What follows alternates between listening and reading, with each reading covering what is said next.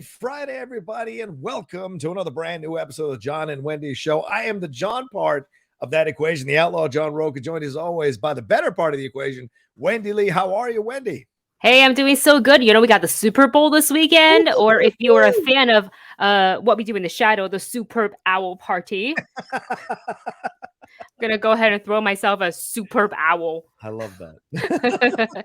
No, it's good. My editing fingers are, they're getting ready. Oh, They're getting ready to edit all the trailers that we may or may not get during the Super Bowl. Already some commercials being teased here, Wendy. We've got Mike Myers coming back as Dr. Evil. Verizon released Jim Carrey coming back as the cable guy. So already we're getting all we already saw the Colin Jost, Scarlett Johansson commercial. So a lot of stuff's being teased. Schwarzenegger as Zeus with Salma Hayek as his wife. I don't know who the wife is of Zeus, but all of that. So there's going to be a lot of O'Hara. Okay. Now I'm going to be doing a watch along on this channel of Twitch for the Super Bowl. So do I jump off and do a trailer reaction and come on back to the game? I don't know. This is going to be an interesting thing to navigate as I go along watching the game and also trying to do trailer. So maybe I'm going to get a second monitor and I'll do the trailer reactions here while I'm actually having the Twitch up. I don't know. So kind of crazy, but exciting. I mean, why don't you, if you saved the stream, like if you download it, then you can segment those out and edit and just add the trailer to it. So add the trailer to it after, and react to it, but in real time. Yeah, so so people will see it. Interesting. But then you can still have that for people decide to watch later. Yeah, and I can give a little intro saying, "Hey, I recorded this while I was watching the Super Bowl. Here's my trailer reaction." Yeah, I'm starting to realize people don't care about your intro and your outro. They only care about your reaction. That's why we do chapters, and they just go click. Yeah. I'm learning that. Nobody cares. Doesn't matter what you say in the end of like what you thought of the trailer, because in the comments they're like echoing the same thing. You're like, well, had you watched to the end, the final 3 minutes, you would have seen that I totally agree with you. But here we are. No, it's fine. I don't care. Yeah, yes, I do know. I said that in the trailer reaction. So, anyway. I usually reply back sometimes if I feel triggered to do so. It's not often. Usually I'm just like, and I let it go. But sometimes I will be like, oh yeah, I said it, and then I'll timestamp. Yeah, I said it. That's smart. But I don't think they're clicking to watch. I don't think they care. They came to say their thing, and then they've moved on. Yeah, they've moved on. So reply to you. I don't care. I've got to go. I don't care. But thank you to everybody who's joining us right now, right off the bat. MK Songbird, Zach Mendoza, Mr. Yazman 300, Mike Shea. What's up, bro? Hey, Darth Vader. And Bruce Cambosos. What's up, Bruce from DC? Hanging out with us. So much fun. Thank you all so much for joining us. We're going to get into a lot of things here today. We're going to get into that DC, the Earth. We need heroes. Thing that they released here, DC #DC Heroes. They released about a minute teaser trailer. We're going to talk about that. We're going to get into some MoviePass news.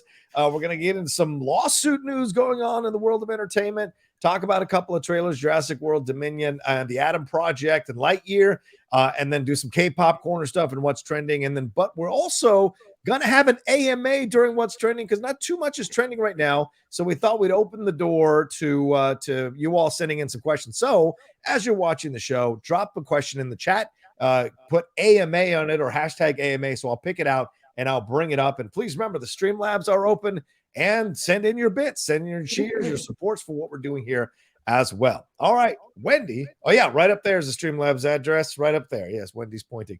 All right, well, let's get into it, Wendy. Where shall we start? Actually, we've got some breaking news. This happened about an hour ago. I didn't catch it because I was, doing stuff. But according to Variety, Ahsoka Tano Disney Plus series adds Ray Stevenson to the cast. Ray Stevenson? Ray Stevenson. So like he's joined... Mr. Rome? Ray Stevenson? Thor Ray Stevenson? Wow. Okay. Details on who he's going to be playing in the series are being kept under wraps, but it is believed that he will be playing a villain in the series, though not the main villain, Admiral Thrawn. So Lucasfilm did not reply immediately to Variety's request for comments. Of course, they're not going to reply. Everything's being kept under secret. Of course, they're not going to reply. They're like, no, you don't get to know yet. It's a secret. So wow. But I applaud them for asking. Pretty cool. I mean, I love Ray. Ever since Rome, I've enjoyed Ray Stevenson. Him and Kevin McKidd in Rome had fantastic chemistry. Take a look at him. He's a good-looking hunk of a man. Look at that Black guy. Sails. That was a good show. Oh, Black Sails, right. Look at that. You just want to rub your hands on his chest. He's just a really cool dude Who's he in a gonna totally play? non-sexual way. Totally like, I appreciate you being alive and being in the world kind of way, I feel like. So, I mean, I think it's awesome to have his energy because I always feel like he's kind of hard done because he hasn't been able to have like that breakout role since Rome, right? Like, they Yeah. gave him the Punisher right at the height of his fame because of Rome, and it didn't really work out, though some people do like that Punisher. A Warzone, and then they put him in Thor, but it's been kind of a throwaway character in Thor. Like even Idris Elba, you could argue, until Ragnarok was kind of a throwaway character in, amongst the crew of Thor people. So hopefully this is something cool that'll showcase him and highlight him. But hey, it's not too shabby to be part of both the Star Wars franchise and the Marvel franchise. So shout out to Ray Stevenson. Congratulations to him, and look forward to see what he's going to be. What I didn't realize that Yeah. he had voiced a character in the Clone Wars. He was in 2 episodes as Gar Saxon. Oh, interesting. Is that the connection? Is that in the timeline of Clone Wars? So he was a Mandalorian. I'm looking it up right now because I don't remember. He was a Mandalorian. He was a Mandalorian human male who served as a commander of the Mandalorian super commands in Maul's Shadow Collective during the Clone Wars. Oh, yes. So this could be it's Saxon, so he could be back. Wow. As Saxon, maybe? Dude, we could all tie it all up together because we got the Mandalorian show too. And true. With Bo-Katan and everybody, like this wow. Yeah, Gar Saxon's in the 3rd season of Rebels and in the revival. Wait, but didn't he die? Or was he just captured? captured? See if he died. I thought he died. That he wait, hold on. Let's Chad, if you guys know, let us know. Yeah, let us know. I see following in the show, so this makes sense. He's in the Siege of Mandalore, Age of the Empire. Didn't he die? Skills and equipment, behind the scenes appearances. Last appearance was the hero. He's mentioned the Heroes of Mandalore in Star Wars Rebels, and he was seen in Legacy of Mandalore. Oh, interesting. So I don't know. I'm not as schooled on all the characters. Okay, here's the final. I went to the very bottom of the Wikipedia. Yeah. In the aftermath of Maul's capture at the hand of Tano, Saxon was among the surviving Mandalorians taken into custody by the Republic forces and Bo-Katan. Okay. So he, I don't believe, has passed unless he was executed or maybe died of old age. Oh. I'm willing to. Saxon prepared to shoot Sabine in the back, but was shot through the heart by Ursa. So he was killed by Ursa in a battle with Sabine. And I don't know when that happens. It doesn't say that. Either way, kind of cool though to have him part of Star Wars. So we shall see. That really was not a name I expecting. Yeah, Sabine is in the show. Right. So that's right. Good choice. Malcolm telling me you don't do that non-sexually, John. All right, fine. I feel he can appreciate a human being's existence if he gives you permission to touch his chest. Oh, well, that's just me. All right, let's move on. Let's go ahead and talk about some industry shakeup news. So WB apparently is being slapped by a suit by Village Roadhouse over The Matrix and more going to streaming. So this is an article from Deadline. So let's see here. They have been hit. Let's see. And this is over kind of the protest of, various movies going straight to streaming. So the production entity and longtime supplier of tentpole movies sued the studio in LA and alleging breach of contract. And there is a 50-page complaint, which you can actually read at Deadline. It's linked in this article. And it's not mincing words. It says the deliberate and consistent coordinated efforts of WB to eviscerate the significant value of Village Roadhouse's intellectual property. That is just one of the things they say in their 50-page complaint. And WB did reply with a statement, and this is their response, quote, "This is a frivolous attempt by Village Roadhouse to avoid their contractual commitment to participate in the arbitration that we commenced against them last week. We have no doubt that this case will be resolved in our favor." Whoa. Yeah. Those are words. Just throwing words out. What do you make of this? If Village Roadhouse is, slapping them with the suit, Yeah. you think other production companies are going to come out and do this as well? I don't know. It's a really interesting part because I mean, you saw what Scarlett Johansson did with Disney, Mm, and mm, that really did work out in her favor because the public really got behind her, and that mm, caused a little bit of a issue. And the fact that she had other projects that she was working with Disney, and I'm sure those people who were working with her did not want those projects to go away, including Kevin Feige. mhm, mhm, And so that kind of worked out in her favor. Village Roadshow is a unique situation here with Warner Brothers because they cite their other films, the Joker movie, the Ocean's 11 series, Charlie and the Chocolate Factory, and Edge of Tomorrow. They're mhm. saying those films did well after their successful theatrical runs. So they feel like because it was dropped on video at the same time on HBO Max and in the theaters, that it cost them money. It just seems odd to me that they all of a sudden have an issue with it all this time later. Wouldn't this lawsuit have appeared even before the film came out, or is this a little bit of sour Oh. grapes saying, "Hey, the film didn't do well, so we're going to get our money and we're going to sue you till you give us some money for the money we lost"? So this could be a hard tactic they're using here to kind of Mm, force Warner Brothers to surrender money. And look, in Hollywood, for all the hunky-dory, liberal, kumbaya, dance around the tree shit, studios are very much conservative, super conservative people about their money because they have to keep funding these other films, hoping they can bring in and generate revenue down the road, and those films are a success. So they don't want to turn any money over. I mean, we know the story of how with Forrest Gump, Tom Hanks had to sue the studio because they kept claiming that Forrest Gump never made any money, even though it had made like $900 million. They were trying to screw Tom Hanks out of his back end, and he had to sue them in order to force them to finally pay him. And even big stars have to sue studios, as we saw with Scarlett and yeah. other people in the past. So it happens. I think it's a strong tactic by Village Roadshow, and it's also a way to be like, hey, let's stop doing this once and for all.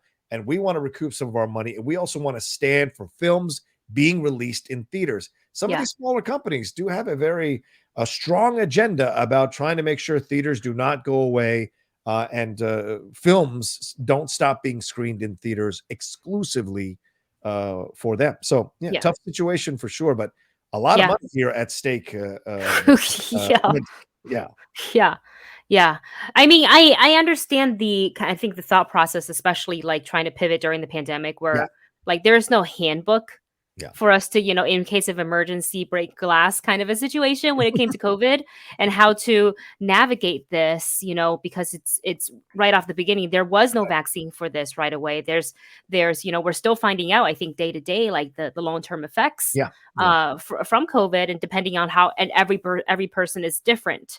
If they get COVID, like Yeah. their symptoms can be different. They could have the long COVID. They don't have symptoms of the long COVID, whatever it may be. So like, I don't want to like say like, oh, I blame WB for like pivoting this way, but it's very obvious that a lot of, production companies are not happy with the way things had gone. Yeah. Yeah. And So yeah, Mr. Yasman brings up an excellent point that Legendary negotiated with HBO Max when they were going to release Dune and Godzilla versus Kong at the beginning of last year. yeah, Remember when that was announced, Wendy, unceremoniously, and so many people were pissed off, or so many the creatives and companies were pissed off because Warner Brothers announced it without having consulted with any of them. And so Legendary was pretty pissed, and they came out very strongly in the press and then did their work behind the scenes in negotiating a better payout for them overall. So yep, this is Village Road. I think Village Roadshow is trying to have it both ways. They wanted the film to be released, and if the film was great at the box office, they weren't going to complain. So they kind of took a chance. And now that they crapped out, they want to go get their money. So, I mean, I get it, but in the end, if the film had made $1 billion, I don't think they'd be suing Warner Brothers for the extra 500 million they didn't get. So, yeah. and also the film is not good. A lot of people don't like the movie. So it doesn't matter if you'd released it in the theaters or HBO Max, you'd have lost money anyway, because I don't think people are going to see this film, So. Yeah, word of it was very like, I never saw like I think there's rare that's like middle. I think I'm one of the people that's like kind of in the middle. I think you are too. It's kind of like, it was fine. It's fine. You know, Totally I fine. still love the original. Yep. I still love the that's still my favorite, and I think it was because of the word of mouth. I think I took the time to kind of read through some of the very non-spoiler first Mm, reactions yeah, of sure. the newest Matrix movie, and I kind of scaled back my own like hype and excitement for it. Mm, So, because I think too many times we get so excited as fans yeah, of various franchises and characters and stories that we want to get back in. We're like, this is going to be so good, and in our head, we're kind of already creating this like universe of like what we think we're going to get to see without yeah, having to see the story yet. So it doesn't when it doesn't match to our own headcanon, we get mad at the movie. yeah. And I try not to do that. So I think it was actually good for me that I went and read a couple of initial reactions before Right. seeing the film. That's smart. Very Yeah. smart, Wendy. One thing everybody knows about Wendy Lee. Very smart. All right. We got send in saying real quick, something the Streamlabs are open there, as you see above our heads, and they're in the chat as well, or they're in the graphics. We are open to your comments, questions, thoughts. Send them in through Streamlabs. Send in your bits. Send in your cheers. Anything going on, we'll give you some love here on the show when you do so. So, Wendy, where shall we head off to next? I think we should talk about, we kind of kicked off the show joking about the Super Bowl this weekend or the Yeah. Superb Owl, however you want to Hey. celebrate it. And, people are dropping. I don't think I've ever seen this before. People dropping like, this is what's to come on Super Bowl Sunday, like Yeah. a preview, like the trailer before trailer sort of a situation. But DC went ahead and dropped this awesome. It's not just Black Adam, even though, people are freaking out because we're finally seeing, bits and pieces of the Black Adam film in this Right. trailer. But the clip or the video is called The World Needs Heroes. And it's got just a bunch of various clips of all of DC/WB's upcoming film slate. And I actually had a lot of fun watching it. I really did. It was all the heroes and, just getting to see Black Adam, there it is in the outfits. We've got these four. Beautiful, beautiful video. Yeah, Really enjoyed it. absolutely. Absolutely. I didn't know what I was going to do this morning in terms of content. There was a review I was going to do, and then this popped up on the screen, and I couldn't resist. I'm like, a minute of some teaser. Are we going to get any new footage, whatever? And I started seeing people's reactions to it on social media, whatever. I was like, okay, I'm going to do a reaction to it. I popped this thing on, and I loved it. Absolutely loved it. What a great time it was seeing a little bit more of the Black Adam story, hearing The Rock talking, delivering a line, which he didn't do in the trailer that they had released during DC Fandom. Remember, he didn't say a word. So to have him say something about my son, I think he says my son like saved me because he believed in a better future. So already we see Black Adam is going to be an anti-hero or a hero in some way because the campaign says DC heroes. It doesn't say DC heroes and villains like it's DC Plus Black heroes. Adam, Yeah, right? plus Black Adam, right? Exactly. It says DC hero. So clearly he's going to be an anti-hero, and this is the path they're walking with Black Adam. Really enjoyed seeing the Dr. Fate stuff with Pierce and seeing the outfit. Oh my God, I was losing my mind. And then Hawkman happened. Aldous Hodge, those wings bursting out from Dude, behind him. looks so good. If you watch my trailer reaction, my head almost popped off my shoulder. I'm just like so excited because I love Hawkman. I low-key love Hawkman. So to see him getting showcased in that way, and you see the destruction, dare I say it, kind of Snyder-esque, a little bit of destruction around. So I'll take it. are they taking elements of that and still keeping that within the realm? I don't know, but it's an interesting look from Jean Colatzera, who is doing Black Adam. I liked it. We got a little bit more of the Batman stuff. We didn't get much of Flash that we hadn't already seen before. Right. And then the Aquaman stuff was cool just to see him in the costume, the new costume that they're going with, the blue costume from that run in the 1980s. So all of that looking really, really cool. So for me overall, this one just kind of checked all the right boxes and hit all the right buttons and got me excited. And Wendy, we're getting these 4 movies in 1 year. Pretty incredible. Yeah, the WB is coming out swinging. They're like, you know what? We got these heroes lined up. We've been working hard on this. Things have been pushed back because the world's, just been a little crazy. Yeah. But I think this shows that they are excited to give to show the fans what they've been up to and to hopefully, kind of rile the fans up and be like, get ready. It's coming. All the superheroes. I am still a little bit like, I don't know if I liked that I saw this before the Super Bowl. There's something about seeing these during the Super Bowl, makes you feel like you're in Hall H at Comic-Con. and you're just excited. Not that I'm not excited to see this, but Yeah. it makes me wonder, what the heck are we getting during the Super Bowl, or are we not getting it during the Super Bowl? Yeah. You Oh, know, so they can save the money, because how much is it? A few million, right, for the 30-second spot? I think so. Yeah. Yeah, it's pretty pricey. Yeah. So, or that is just to kind of ensure, like, we've got things to show you. We've spent a lot of money, and here's a preview, and stop on by on Super Bowl Sunday. And yeah, we got to talk about Dr. Fate, man. Wendy, What look, the heck? look at that Look at costume. him. And then That's bam, not comic book. and then bam. Look This at looks that. so good. His wings looked so good. Like when he just like popped them out, I was like, Yeah. oh, don't stand next to that guy. You get yeeted off And I when don't the know. wings come out. I don't know if people know this guy's been lifting weights. This guy right here. Look at this. Jesus Christ, he looks When scary. does he as not hell lift? when He can sleeps. lift you. What? He can more than lift me. He can toss me into another state. He's so strong. For God's sakes. Even at my advanced poundage, he could toss me into another state.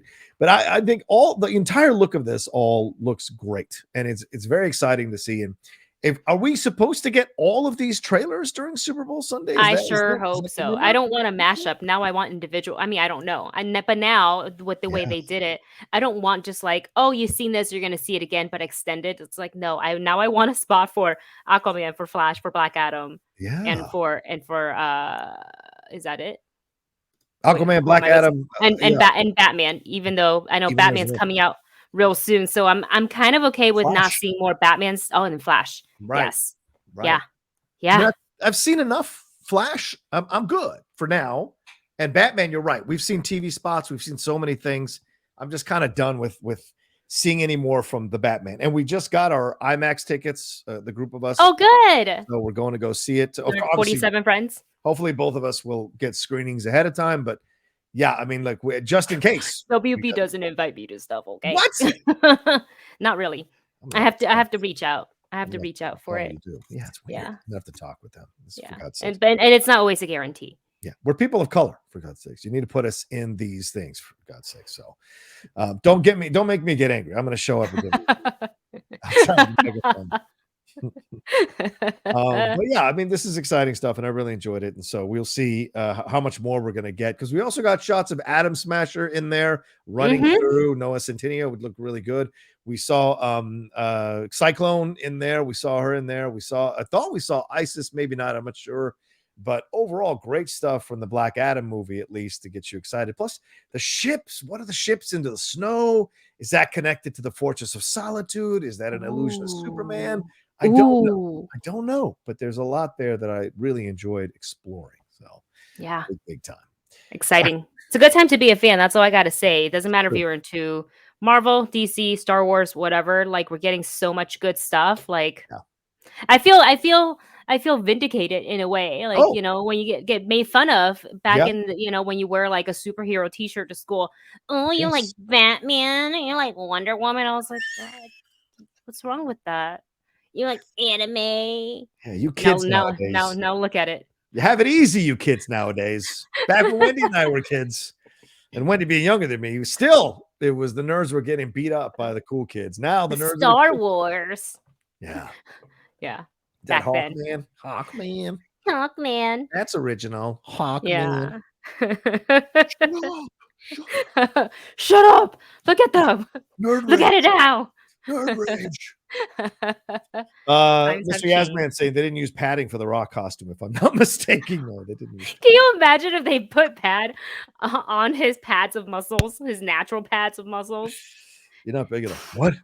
Yeah, exactly. He's like, I'll just go lift for another 50 hours. I don't know. I feel like The Rock has some sort of secret deal with whoever it is, with the powers that be that control time, that somehow he gets more time in the day than the rest of us. He gets like 48 hours in the day instead of just hour 24. So he has the time to be a dad and be an actor and be a boss and weightlift and stay in shape. I don't know how he does it. I know, because you watch him on, you follow him on social media, and he's up at like 4 a.m. working out. But what time does he go to sleep? That's the thing. I think he goes to sleep maybe at 11 or 10, and then he's up at 4 a.m. working out. 5 And hours? then he's handling all the business and everything like that. He is just on top of it. I think I'd be really grumpy if I lived that lifestyle. Probably. Only some people can handle 5 or 6 hours a night. I like my sleep. Yeah, but working out keeps you in a good, like, This is mental true. place, right? This is true. Yeah. No, it really does. Like for your mental health, if you're having like a grumpy day, like Yeah. do like an hour workout, you actually feel, even though in the beginning you're like, oh, I hate this. Everything hurts. But afterwards you're like, no, I'm glad I did it. It's me every time. Yeah. Stop. Oh. All right. Let's move on here. Yeah, I like anything else going on? No Streamlabs, no Super Chat. All right, let's keep going. What's our next keep thing it here, going. man? Well, we're talking about the one service that just won't die. And I applaud them for that. You know what? They want to keep coming back and keep doing this. I applaud it, man. That's that's the right kind of attitude. So you guys remember MoviePass? Remember? MoviePass is back. It is set to return this summer. They're going to have tiered pricing and crowdfunding. So for those of you who, I feel like everybody, because it wasn't really that long ago, have heard of or maybe have used MoviePass. It was a subscription, and I think it was like $9 a month or something crazy low like that. Yeah. I don't remember that the pricing, but you can see essentially a ton of movies for a very low price if you purchase the movie tickets through the MoviePass app at participating theaters. I used it a lot. Like my weekends, I'll be like, oh, a movie. Oh, that's right. You could watch a movie a day. That's what it was. You could watch a movie a day. Yeah. And that, business model was never going to survive. And they held on for as long as they could. Yeah. Until it fell apart. And then they tried to change things up. Things got weird. People got upset because they were paying their money, but they couldn't get the service that they were promised. So the whole thing kind of went away for a little bit. But guess what? It is now coming back. So let's see here. It is planning to return in a new incarceration this summer. Yeah. And the 2.0, there was a whole like live stream event that apparently I have missed. But so they didn't reveal the pricing or any other like details, but just an announcement more of like, we are coming back this summer. So again, pricing was not confirmed during this 40-minute presentation, but now we do know that the service will now have variable tiers of pricing instead of just like a single, like, overall flat fee towards that they had. So we will see how. I feel like if they're planning to bring this back, they have learned from their mistake. And so they can think of a price that is fair for both the consumer and for the business model, hopefully. It's crazy because Stacy Spikes, who was the co-founder and was ousted as the CEO, was the one who was kind of, I think, leading this presentation. So clearly this person is back. So to me, the way they played it out, I mean, they're like, what? The death of theaters? No way. This is great. That kind of approach to it. It felt like you were attending a very bad seminar with your boss who was trying to get you excited about your minimum wage job and has set up all the money that they could have paid you. They spent on a PowerPoint presentation and graphics and all that nonsense to get people excited. And at the end of the day, they didn't announce the prices. That to me is the biggest FU of all of this. Yeah, you're great. You're back. Okay, you're doing it again. MoviePass is a name. There were 3 million subscribers still when it went dead. So, but there were a lot of issues with customer service. There were a lot of technical issues. People were showing up to theaters that they thought they had a ticket to see this movie, and they were told they did not have a ticket. And so there was time wasted, gas wasted, whatever in these situations. So there was a lot of chintzy behavior by the customer service at MoviePass. And to me, yeah, you can bring that all back, but other theaters already initiated or enacted their own. And so Regal has one. And I know I am part of the AMC one, which is great because Stubbs is just $20 a month and you can see anything IMAX or regular at any time. The premiere one, right? Premiere one, yes. And yeah. so it's great. I took that one away for. I'm still like, I get the benefits Mm, of. I don't know what it's called, but it's a one tier down because I'm not going to theaters as often. But right. the second I feel good about going back like full force, Yeah. I'm definitely going to re up my what is it called? Oh, that's right. It's called the A list for Yeah. The A AMC. list. Right. So I'm a premier member for like the discounts and all that stuff. But A Right. list is you pay that and it's 3 movies a week or a month? It's a week. Something. Yeah. A Yeah, week. Yeah. Yeah. yeah. Yeah. So, So like, I think that's honestly pretty awesome. I had it for a little while and I was definitely using it, and I yeah. was like, "Yeah, this is actually better than, the MoviePass," only because, like, I do have AMC theaters accessible near Right. me. I Right. think for those who don't have an AMC or Regal or, like, a theater chain near them that has some sort of a membership like this, would find MoviePass, appealing. But back to what you were saying about how, like, this guy's back. So I don't Yeah. know how my eyes skipped over this part of the article when I was reading it last night. Yeah. But for Spike says it's the article says Spike showed a few screenshots of the beta version. He offered everyone in attendance a free 1-year subscription in Right. exchange for their feedback. Quote, "We're going to make mistakes. We're not going to get it right out of the box. It's going to be trial and error. But if you guys can help us build a marketplace, we really think we can take this places." So that Yeah. sounds to me we're still not really sure, Yeah. and maybe we haven't done enough, like, what's that called, like a focus group, Yeah. Quality haven't control. done enough yeah, all of that stuff. Like, you probably wanna do that before you launch, because I feel like now they're walking down the same road. First, I was very excited for them. I was like, I mean, I applaud your wanting to make this successful. Yes. But now it's sounding like we're not sure about anything, but we think we're gonna do, a tiered thing. Yeah. But they didn't reveal the price, probably because they don't know what would be the right price to set. Right. But I worry that then this means they're gonna come out with how much is A-list a month? A-list a month? $20. $27? 20. $20. Yeah. Yeah. Let's say they do $25, $24.99, right? Sure. For the month. Sure. 3 movies a week, any theater, and this is assuming theaters say sure, why not? Right. Will be a part of your program.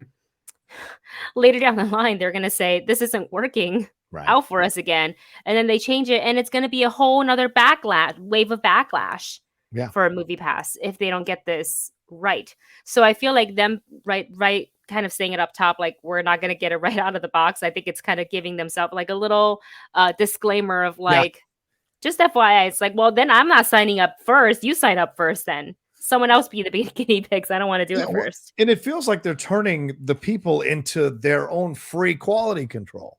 Yeah, Like, no, hey, don't. you guys use this and then tell us what's wrong with it and we'll fix it.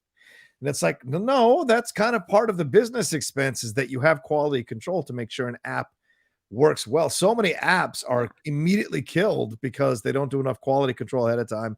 And when they launch, people just tear it to pieces and then nobody Mhm. downloads it. And you've spent all that time building it without properly QCing it and you get screwed. So the thing with MoviePass is for some reason it became this thing, like it became almost like a guilty movie pleasure. It was like people did TikTok videos about it. People did like they made a whole thing and they stayed a subscriber. They spent their money every month to stay a subscriber, even though they were losing the ability to go to these theaters, losing the screenings. It became like you could go at 4:15 on Tuesday the 12th. That's the only screening you can go to. And then you had to make sure that you got the ticket. Then you had to, say your prayers to make sure the ticket was still available when you got there. So it was that kind of nonsense by the end that ended up sinking them. And I find this fascinating because it's still COVID happening. People aren't rushing to theaters like they were in the past still, Spider-Man No Mhm. Way Home being the exception. So I Mhm. think it's odd that you want to bring this back. And this presentation was just kind of out there. So I don't know. I really don't see Yeah. anything happening I was with it. happy I canceled it when I did before it Yeah. became a giant mess. And AMC and Regal were like, they did their own thing. So, and they're not part of this. They said they have not announced any deals with them. They announced deals with Alamo Drafthouse and one other chain, but they didn't announce anything with AMC Regal. But AMC Regal were like, fuck you, we're not going to do this. That's the top 2, right? Yeah, Isn't that the 2 exactly. biggest So, chain? right. If you like them dark Uh, films, you're good to go. But if you like those regular films, you're going to find it tough on MoviePass, I feel like. Yeah, I think so. Well, good luck to MoviePass and the people who are involved in it. We'll keep our eyes on if this comes back. It's funny. I'm reading the comments of the actual deadline article. Yeah. This person writes, unbridled stupidity, insanity, and BS. Quote, the new version of the company will have Web3 capabilities. Lol. And this other commenter writes, will they finally refund all the stolen membership money from 1.0 or give a free year pass to the people they left hanging? Yeah, that's a good People question. are still mad. Yeah, people are very mad. That's for sure. Yeah. I cancel that stuff quick. Shout out to Wiley here, who's gifted 5 tier 1 subs to Whoa. 1 to Mike Shea, 1 to Janine B, 1 to Darth Zaney, 1 to Starborn 779, and 1 to MK Songbird. So thank you, Wiley, for gifting those tier 1 subs to those 5 people. Wiley. You're the best, Wiley. Thank you, and happy belated birthday as well. Which was happy belated birthday. Thank you very much. Amazing. All right, where are we off to next? Oh, Drunken Prayer donated a little bit, but no comment. So thank you, Drunken. Very kind of you. Thank you guys. I love it. Where shall we go to next year, Wendy? Let's go to a galaxy far, far away, and let's talk about the Obi-Wan Kenobi series. So we finally have an official release date of March 25th of 2022, along with a poster. I like the poster. I think I like the poster because it's Obi-Wan trekking through the deserts of Tatooine.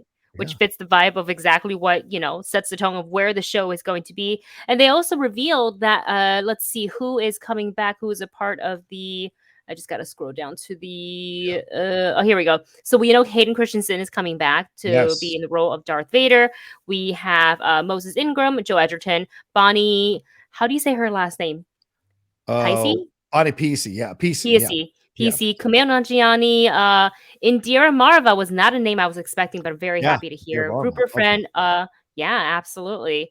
O'Shea Jackson Jr., Sung Kang, Simone Kessel, and Benny Safdie. That's the cast. Yeah. So far, that's been revealed. I'm sure there's other ones that they're like tucking away as a surprise. Right. Let's take a look. Mark Hamill. Look, I like this. Mark Hamill. Yeah, maybe. I like this look. I like the vibe. I like the feel. William Bibiani, my friend, jumped into my Twitter thread and started going insane about the poster, making fun of it, making fun of people liking it. And I guess some people have issues with it, saying, oh, it's just sand, it's Tatooine again. But the look and the feel of it is pretty awesome. Him walking from behind, from a distance.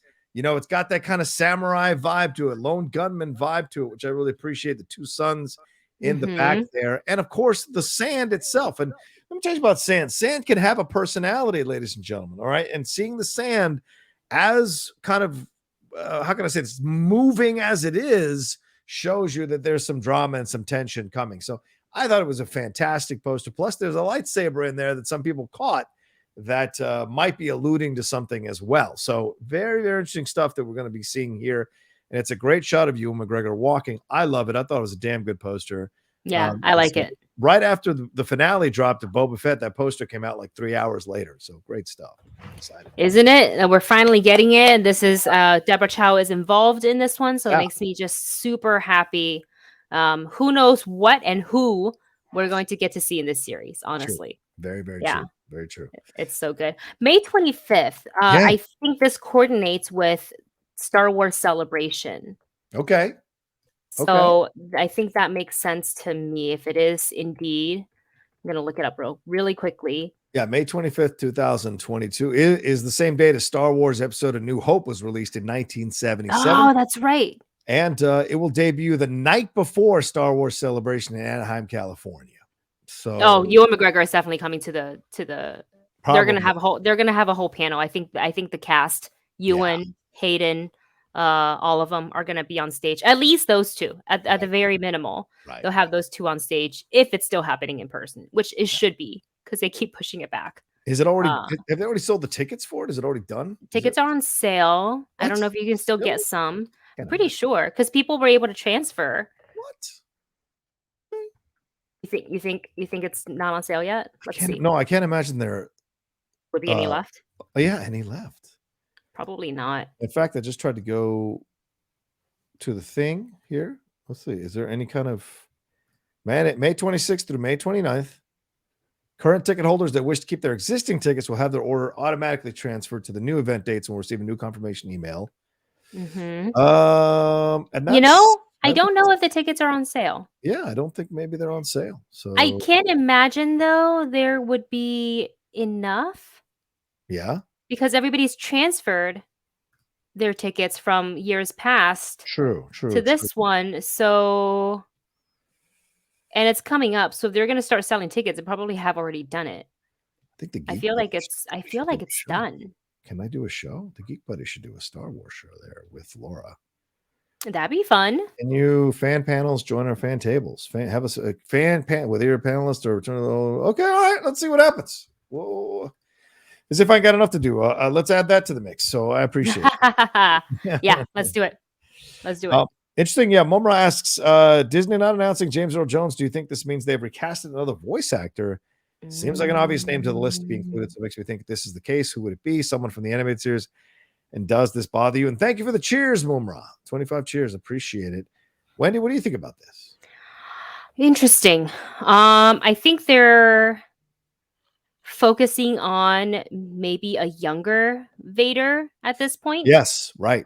So he won't sound quite like the iconic voice of James Earl Jones yet. So it'll be probably Hayden voicing it. And unless they have like a flash forward, I suppose. Then they'll probably use. But I feel like if how old is James Earl Jones now? He's in his late 70s or 80s. Yeah. Okay. So I imagine if he was involved, in like as in recording new lines, he'd be in the cast, like in the list, for voice. But I think they're gonna stick with using Hayden for now. Probably. And if they are going to use like James Earl Jones's Vader voice, I think they'll pull from the archives and the films, and they'll credit him and probably pay him accordingly. So whatever the rate that may be for. Yeah, I mean, you look at what they paid, what they got Mark Hamill's voice to sound like in Boba Fett. And certainly Mark Hamill's voice does not sound like that anymore. So there may be some modulation they can do to make James Earl Jones sound like he did back then, if he was to come in and record any lines. So we shall see, because no one imitates James Earl Jones's voice. No one does a good job with it. No one. You can imitate Morgan Freeman all day and all night, but no one can get to James Earl Jones's timbre. It's too difficult. It's too good. Yeah, it is too good. So cool. Kenobi, here it comes. Kenobi. We're only 3 months away, 3-4 months away. Here we go. Yeah. Here we go. Getting ready. Yeah. All right, where are we off to next year, Wendy? What do we got? Let's talk some trailers. I know we're about to get a whole bunch of trailers, this Sunday for Super Bowl, but let's talk about a couple of them that was dropped. We've got Lightyear and we've got Jurassic World Dominion, which both are. I was so surprised how much I enjoyed the Jurassic World Dominion trailer. Yeah. I think it's mainly because we have the original 3 back. So to see them interacting together and then having that one shot of everybody standing together, I was like, oh, the whole family is together. Yeah, what did you think of that one? Oh, I love the trailer. I mean, I did a reaction to it immediately, put it up because I haven't enjoyed the first 2 Jurassic World movies. I'll be completely honest. The first one certainly more than the second one. The second one was horrific, and so I was like, well, what are we gonna get here? Are they just bringing them back to be token participants? Like, oh, he's still working the store, like they do with the Ghostbusters. They bring Bill Murray back for like 5 seconds or something, or 2 minutes. But it looks very clearly like they are a part of this whole thing. They gave them separate intros, and then they show them later on in the trailer, all 6 of them coming together with DeWanda Wise as well, with Bryce Dallas and Chris Pratt. So to me, that gets me excited. To me, that brings back the magic of the first movie, combining it with maybe motivating them to do a better job in this third movie. And certainly from what I saw, I'm very excited to see what we're going to get in the theater, because the cinematography, the look of it, the snow stuff, just like I was mentioning with Black Adam, the snow stuff here, we haven't seen the dinosaurs in the snow. This is 4 years later after the dinosaurs have kind of ruling the earth now. So what's this relationship like? So for me, I'm excited to see where it's going to go. And what I saw in this trailer looks awesome, especially Bryce Dallas out under the water and that dinosaur yelling. And there were nice moments that alluded to the great classic moments in the first trilogy. So I appreciate that very much. So yeah, I'm in. Yeah, same here. I was, because Fallen World or Fallen Kingdom was okay. Yeah, it was okay. It was okay. I think they kind of lost me at the end there with the cloning. Yeah. That I was just like, so what? No more cloning in franchises. No more. Just Cut it out. It didn't work in Terminator, didn't work in Star Wars, and it doesn't work here. So cut it out. And I don't mean the clones themselves. That's a different situation. I mean the cloning with Palpatine. It didn't work. Yes, exactly.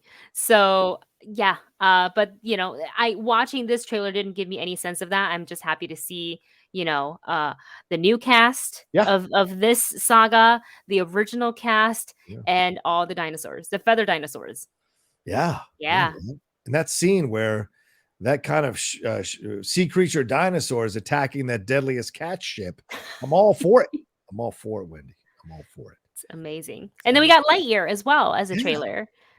Right. The super meta Toy Story universe.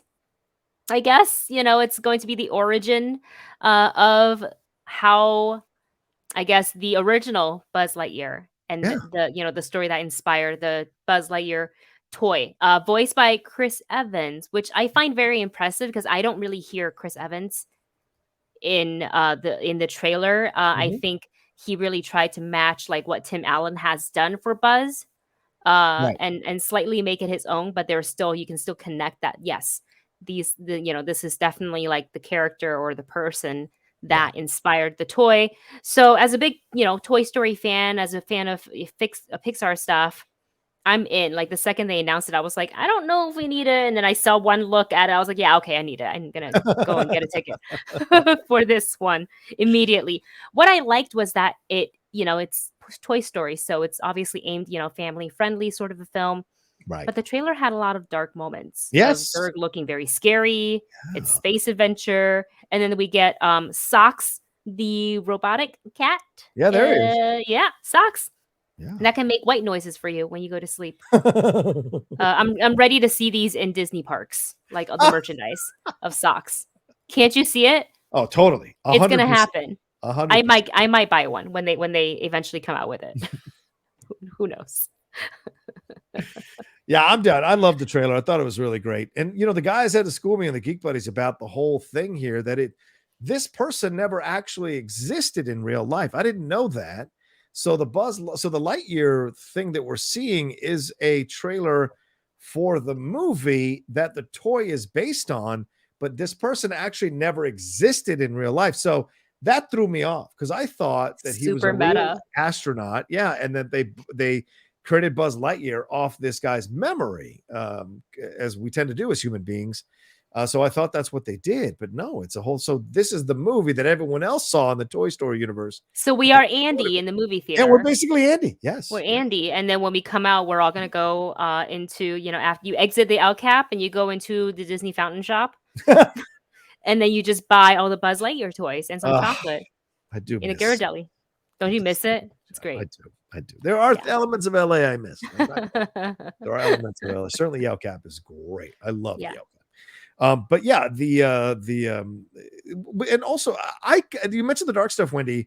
I kind of battled with the guys on our review, and I said, like, I think he's gonna die, and they're like, no way, they're gonna do sequels, and I'm like, I don't know. It feels like with the darkness here, especially using that Starman song from David Bowie, which is a pretty dour song, a pretty melancholy song. So I'm like, is he going to die at the end of this? And then that's what inspires the creation of the toy in this Toy Story universe.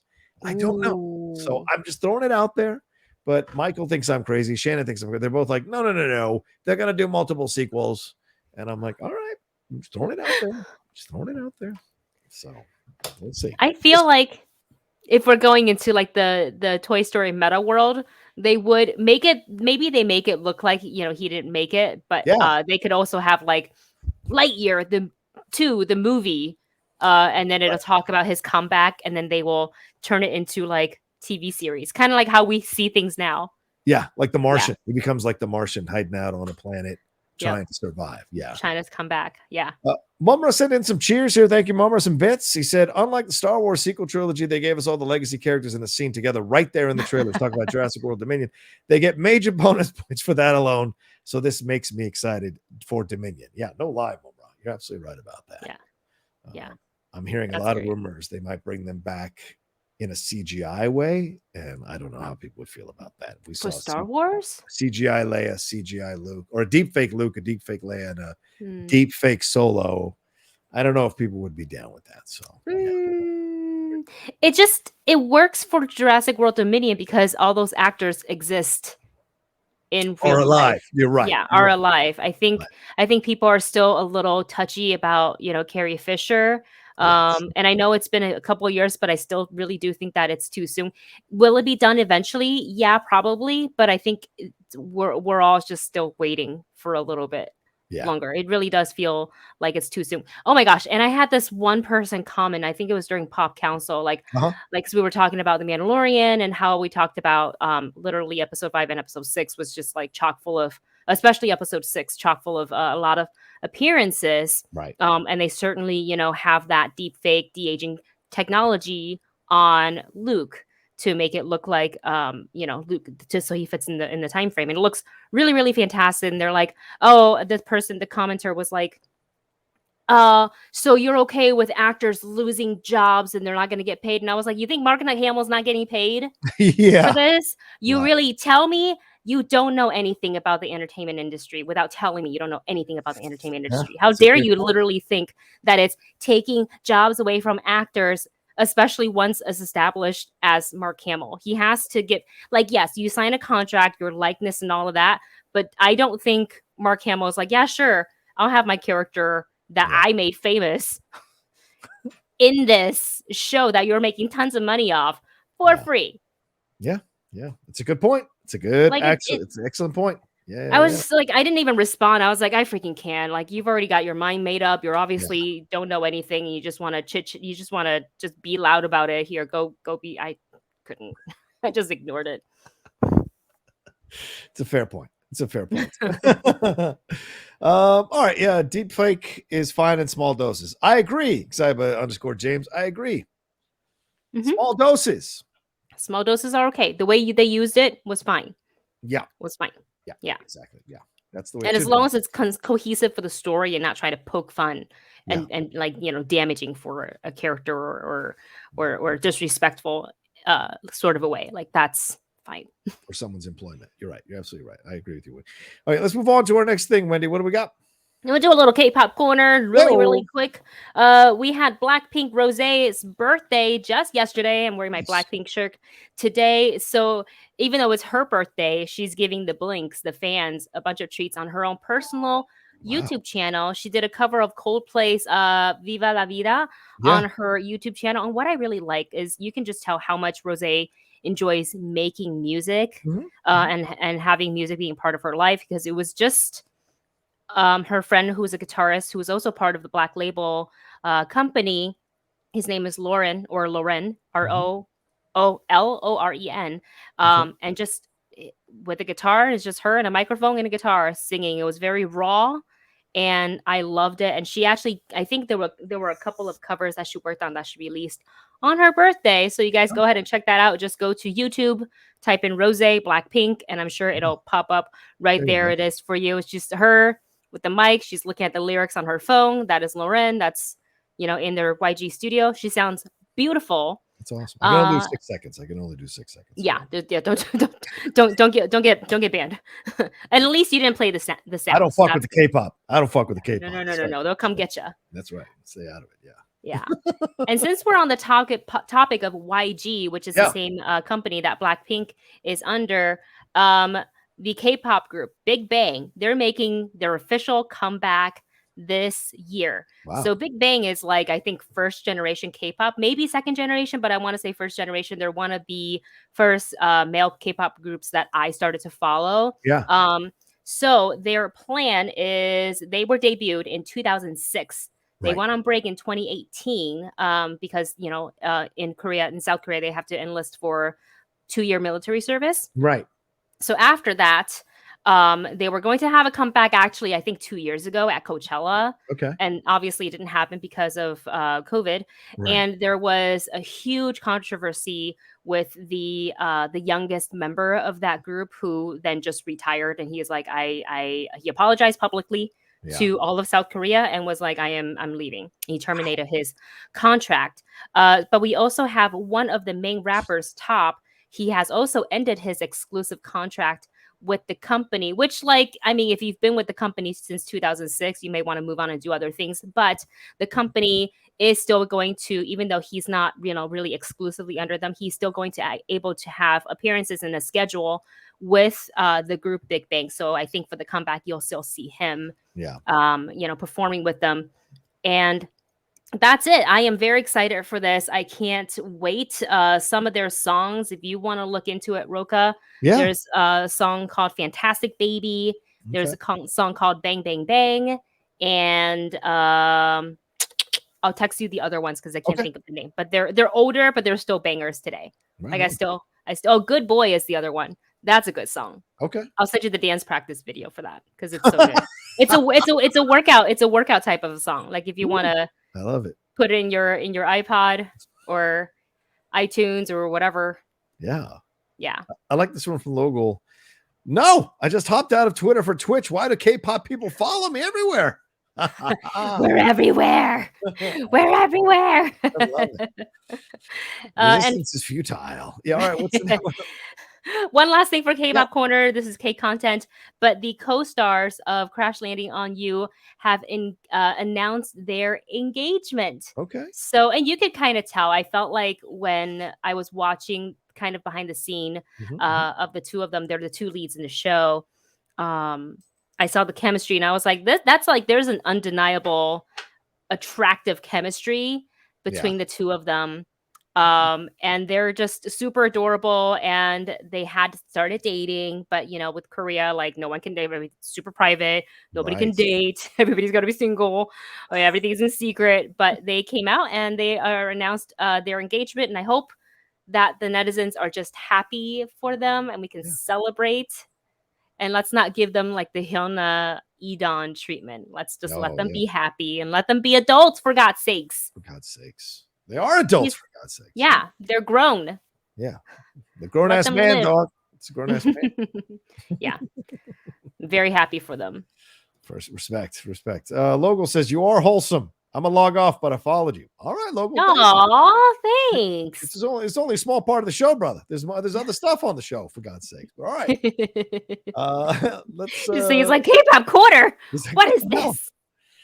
All right. Well, listen, we got to the almost at the hour mark, Wendy. So let's end by talking about the Super Bowl snacks thing, and then our what we recommend for people real quick. What do we got? I think I'm gonna throw it to you for the Super Bowl snacks because you actually watch the Super Bowl for the actual sport, not just for trailers. Not just for trailers. Look, if somebody outside of COVID, if somebody said, do you want to come to a Super Bowl party? And I wasn't, like back in the days when I wasn't doing the trailer thing, I happily went because of the snacks. Okay. Right. So, Super Bowl parties are going to have good snacks. People either make really awesome food or they cater. Like, you don't joke around. So, but what are some of your go-to? Well, definitely chicken wings. Yes. You got to have the wings and sauces. You got to have multiple sauces. Lemon pepper sauce, the sriracha, buffalo style there. And then the dry, because there are some people who don't want any sauces on their wings and they want to be able to enjoy. So you got a good mixture there. Dry? You can keep the carrots to yourself. I'll take the celeries. Nachos, I think, are a must-have on Super Bowl Sunday. At least cheese and queso dip.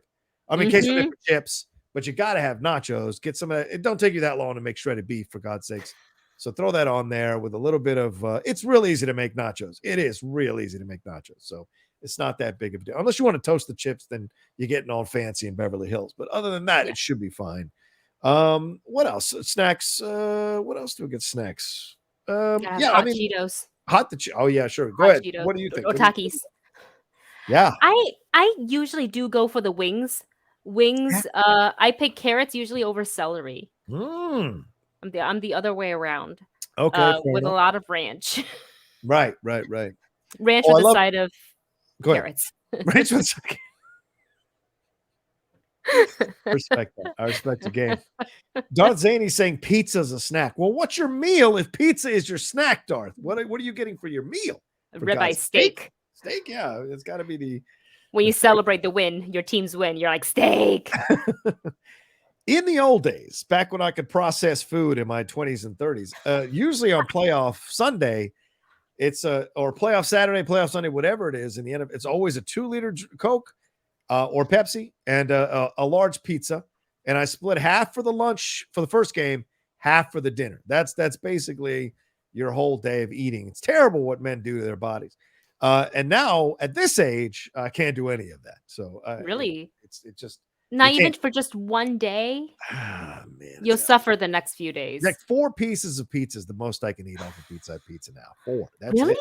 That's it, ladies and gentlemen. I'm done after 4. Yeah, because I hate Domino's because that becomes a frisbee after an hour. And then Papa John's is cracked because they put sugar in their crust, which makes you eat way more bread than you need to. And then I don't know if there's any other major. Little Caesars. Little Caesars, all right. I don't mind Little Caesars. I like the bread. Yeah, What is it? The crazy crazy bread's bread? all right. Yeah, I like that.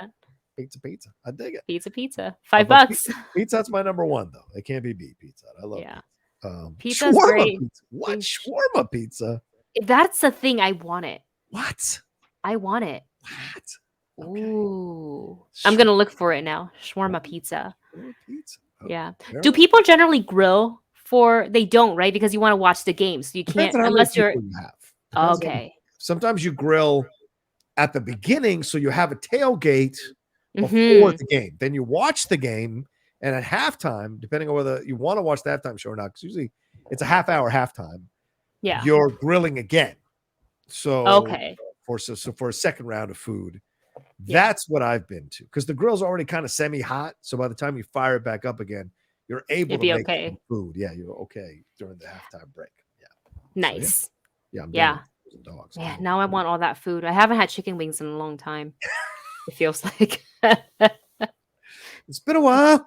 maybe maybe a few months. Oh, Mumra says halftime show is gonna be lit this year. Yes. Dude, it's gonna be so good. Yeah. Dr. Dre, Right? Snoop Dogg, Mary J. Blige, Eminem, and Eminem. Kendrick Lamar. That's a hell of a lineup, man. The Avengers. Yeah, basically. Yeah. Yeah. Dude, that's gonna be a crazy. I usually do watch the halftime shows. Yeah. I really do enjoy it. So I will tune in for that. I'll take a break out of editing. I'm to wondering if watch. I can And it's do. Go ahead. on the And East Coast. It's this year, right? In LA this year. it's in LA this year. So in SoFi. Yeah. Ooh. And Mumra says, Ooh. do you think there will be a surprise NWA reunion? Oh, man. Ooh. I would be very, very shocked if the NFL, which has a lot of Red State fans, But they're in LA though. NWA that was known for that song F the Police. So I'd be very, very surprised that they do that. No matter how, sweet the F. Gary Gray biopic is, there's some real shit here. So I would be very surprised if they do that. So That's true. but maybe. That's true. You never Can know. you imagine? They come up out of the trap door, the risers. Yeah. Cube and Ren and all People that. just cry. People go People crazy. just start crying. Yeah. Maybe Easy E on a hologram. I don't know. You never know. Crazy. Yeah, you never know. And hey, for all the dog parents out there, and I say dogs because I don't think cats are as sensitive, but because it is the Super Bowl and it is going to be in LA, just if you want to make sure you keep your pet inside and keep an eye on them towards the end of the game when whichever team wins, because there's going to be fireworks probably popping off. Yeah. So just watch especially that. if the Rams win. Yeah. Do you have a team you're rooting for? Rams, of course. I've kind of adopted the Rams since I moved here. So yeah, I'm very happy to see them in the situation. And look, whoever wins, it's a good feel-good story. I mean, Matt Stafford, who had toiled away for years in Detroit, never even sniffing a playoffs except for once. And Joey B, who's in the second year, has taken the team to the Super Bowl against all odds. So pretty incredible stuff either way. So I'm looking forward to it. I hope it's a fun game. I hope it's a close game too. Do you have if you can bet on like favorites aside? Yeah. out of the two teams? Are you still thinking Rams is going to take the win? I do still think Rams because I think their defense and their offense are both just on point. Whereas with the Bengals, that O-line of the Bengals is not a good O-line. And Joey B is running for his life half the time. So that's the negative. I mean, 9 sacks against the Titans. They gave up 9 sacks. They still won the game, but they could have easily gone against them if Ryan Tannehill doesn't throw an interception near the end of the game. So that if the Rams and Aaron Donald and Von Miller can burst through that line consistently, Joey's going to have a very long day. So I'm just putting that out there. This is the difference. You ever wonder all these years that we've been watching the Super Bowl for as long as we can remember, at the end for, you know, when the team wins, whichever it may be, they always rush out onto the field. Here come their rings. They're wearing their "We won the Super Bowl" shirt. You know, both teams have to prep this on both sides, the merchandise, just in case. What do we do with the not winning teams' merchandise? Oh, have you not heard this? No. They send it to Africa. They send all the shirts to the poorer nations in Africa to kind of give them. Yeah, it's kind of a charity thing, and they send all the shirts. That's why it's so funny. People have posted pictures from kids in Africa with like Buffalo Bills Super Bowl champion shirts. Amazing. Like other people's Super Bowl champion shirts. And it's almost like a rite of passage, you know, that they end up there. But yeah, pretty much all, and it goes for all the sports like baseball, NBA, all of them. They generate all that clothes, so it has to go somewhere. So they send it to a place like Africa and other places that are a little poorer, so they can have clothes for people like that who have to, you know, suffer without clothes. So yeah, that's good, because I was worried that I was like, wait, that's so much merchandise. And so much waste if it's just being trashed. Right. So I'm glad that like you had an answer for us. I was like, what do they do with all this? Yeah. It's adding it to the landfill. Okay, so I'm so glad that it's going somewhere where somebody can actually use it. Totally. Good. One last question here from Mumra. Sent in 20 bits. Thank you, Mumra. Very kind of you. Thank you. What were your thoughts on the new remake Firestarter trailer? Looks like a good modern twist, giving it a Marvel mutant feel to it. Looks very promising. So, what did you guys just see this one, Wendy, with Zac Efron as the dad? I was surprised when I saw Zac Efron's name popped up in the press email. I was like, Zac Efron. He's just like, I don't think I'm ready to watch him play dad.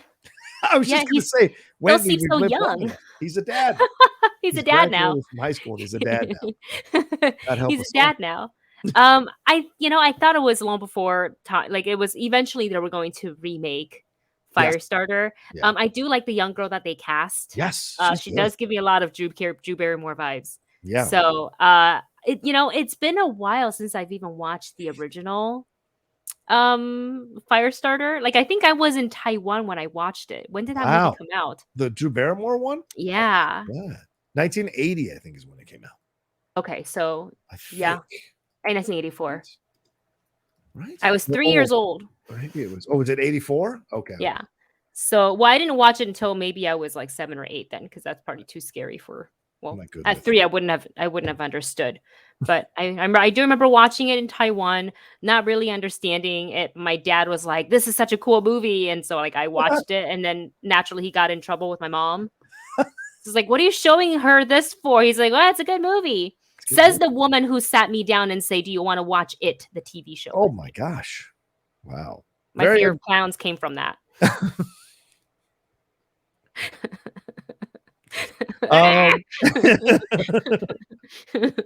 Mr. Yasman says the girl who's Firestarter, the actress, is the girl who played Chris Pratt's daughter in A Tomorrow War. So that's a good choice. She's a good actress. I liked her in Tomorrow War. That's a good film. I think eventually we're going to see all of our childhood, or just like, the horror movies that we grew up with, eventually all get remade into TV series or new movies. Yep. They've been doing it for a long time, and I think they'll continue to do it. Yeah. I mean, Scream just came out a few weeks ago, and that had already been a TV series. So yeah, absolutely. Yeah. All right, we're at the hour 10 minute mark. We better get out of here, Wendy. One last thing, review, recommendation. What do you got? Anything in here in 30 seconds? What do you got? The new 3 episodes for The Legend of Vox Machina is now out. Okay. The story is getting so good. Look, the Vox Machina storyline put me on an emotional roller coaster, man. I laughed, I cried, and I screamed. I saw the Wendy Lee screen. Holy crap. I can't. Yeah. Yeah. That is out now if you guys want to give that a watch, if you have Prime Video available to you There you in go. your region. Yeah, definitely watch it. It's getting all kinds of great reviews. Yeah. Mark Bernardin wrote one of the episodes. Oh, wow. Yeah. Nice. Yeah, for me, the film that's out on Amazon Prime right now, I Want You Back, so good. Let me tell you something. I know everyone's crowing about Marry Me, which I am not going to watch, and I turned down a screening to, but this one was a lot of fun. In fact, I went to a second screening of this because I really enjoy the characters. I really enjoy the acting. This is Charlie Day's most restrained performance, and Jenny Slate is a wonder here. Jenny Slate, just whatever she does, she's so much fun to watch, so interesting to watch. Gina Rodriguez is fun to watch in this as well. Even Scott Eastwood won me over, and I have not been the biggest Scott Eastwood fan. Let me tell you, seeing him be a part of this is the first time I thought, okay, I could see this guy in the MCU at some point down the road, or DC or something. So I was like, because some people have been saying him for Wolverine, and I was like, but seeing him here, he actually has some nice moments and some nice acting layers to him. So this is a surprisingly good rom-com that is on Amazon Prime right now. I cannot recommend it enough to you. I'll probably drop a review for tomorrow. I was going to do it today, but then DC dropped their stuff. So I'm going to drop it tomorrow, but I can't recommend it to you enough. Watch it. It's there. Watch it. Enjoy it. Yeah. Watch it. All right, there you go. That's our show for today. Thank you so much for joining us. Wendy, where can they find you and everything going on? You can find me on Instagram and Twitter at just my name, Wendy Lee Zaney. On YouTube, the Movie Couple channel, we're doing, speaking of Vox Machina, we're doing reactions to Vox Machina. We're finishing up Cobra Kai. And then, of course, this Sunday, hopefully trailers galore. So we will go ahead and have that up on the channel. And twitch.tv/Wendy Lee Zaney. I'm playing Pokemon Arceus and this new game called Deathmark that is surprisingly creepy. Nice. For me, you can follow me at The Rocha Says on Twitter and on Instagram and on TikTok, and on Twitch. It's The Outlaw Nation now. Right now, if you're watching this later on YouTube, The Outlaw Nation on Twitch. Go and follow and subscribe to me there. And remember, this weekend, on Twitch, I will be doing a Super Bowl watch along. So come and hang out with me as we watch it. The NFC Championship got 894 views. So clearly, this is something that I should keep doing. Some certain sporting events people will watch. So it's a lot of fun. So come hang out with me. Got a brand new overlay for y'all to enjoy. So hang out with me there. And next week we'll start the Amazon Prime watch alongs as well on Twitch. So be a part of that as well. Finally, once and for all. What are you watching?